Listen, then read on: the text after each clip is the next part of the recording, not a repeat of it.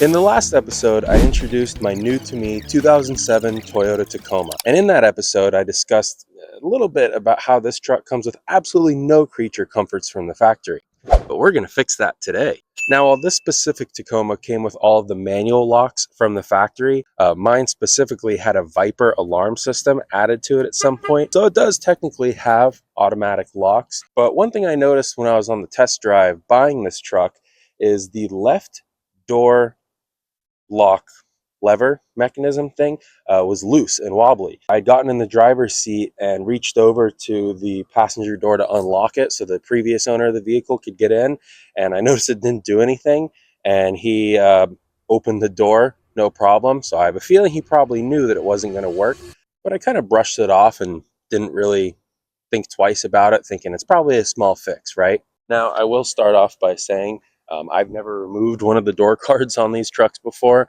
and I didn't look up any video or instructions on how to do it prior to attempting it. So for this portion of the video, do as I say, not as I do, please.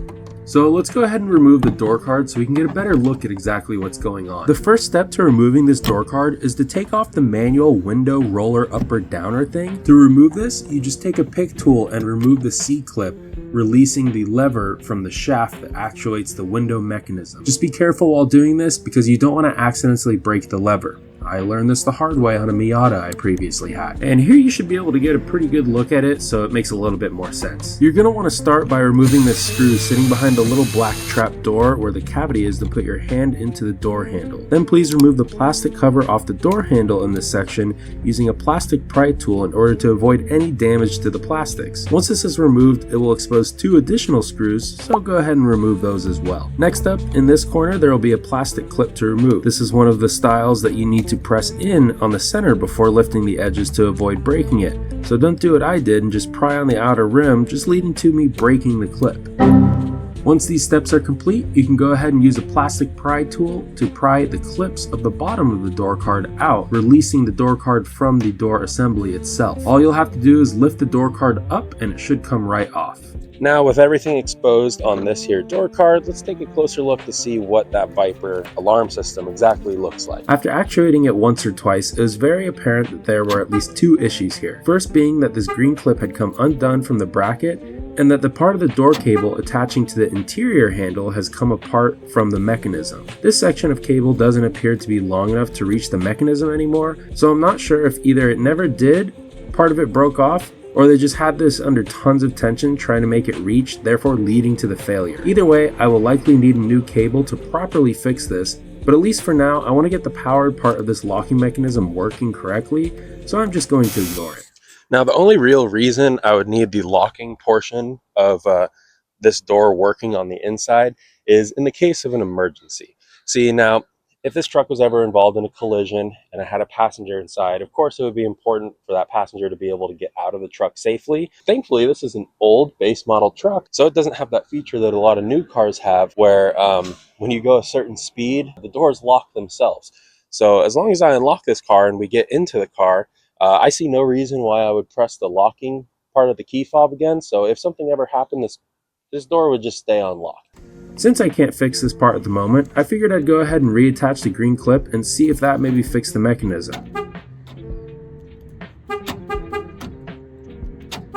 Yeah, I'm nowhere near making this thing work how it should. Next, I can see this rod is hitting this other green clip, which can't be good, so I try removing that and see if it helps at all.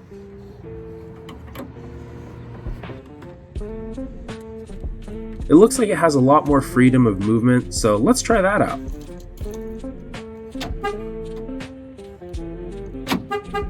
And what do you expect? That did absolutely nothing.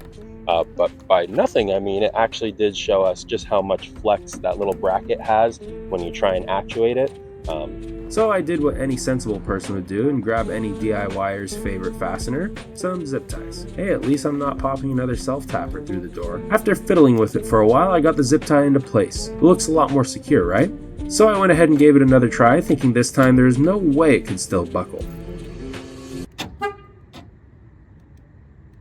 Okay, we all saw that coming. But you know what? This is the fun part about working on a little truck like this. A little trial and error on a not so important part helps anyone new to working on cars learn how things work. But if you're anything like me, you'll be 30 cars in and a couple engine swaps and clutch jobs under your belt, but you'll still get stumped by a Viper alarm system. After several attempts at just adjusting everything and even trying to add more zip ties, I finally found a setup that works. It looks like the key was bringing this bracket down to sit more flat, reducing the amount of angle pressing against this cable. Here's a visual representation, better explaining what I mean.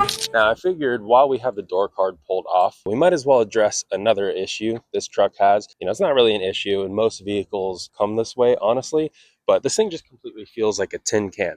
When you open the doors and close them, there's sometimes rattling noises, and I made sure to check when I had the door cards pulled off. There's nothing loose in there, there's nothing broken. Um, Also, the road noise is pretty awful. And, currently we're still on these normal tires. It's not like we have any off-road tire setup that would, obviously lead to a lot of road noise. And I think the solution to this specific issue is also going to greatly benefit from one of the next mods we have coming up. Now, somehow the shipping time for this specific brand of sound deadening material was faster than the Amazon Basics delivery time. But sorry, Bezos, you will not be getting any coin from me this time. Now, I know a lot of people will aim for complete coverage on the inside of the door panel using the sound deadening material, but I really don't think complete perfection will be necessary. Oh, and I was a little bit concerned about the window mechanism hitting the material when the window rolled up and down, but it seems like the mechanism is far enough away from the door where that wouldn't be an issue no matter where you put this stuff. Please go ahead and enjoy this time lapse of me placing the sound deadening on both door cards.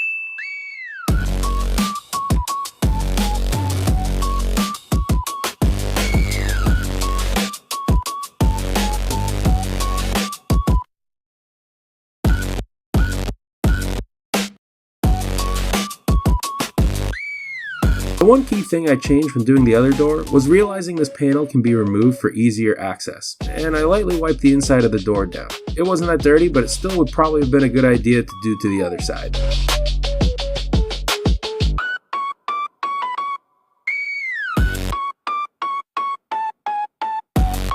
I also decided to add some to the rear panel here, considering it's just exposed metal, and I have noticed a lot of road and wind noise coming from behind me while driving.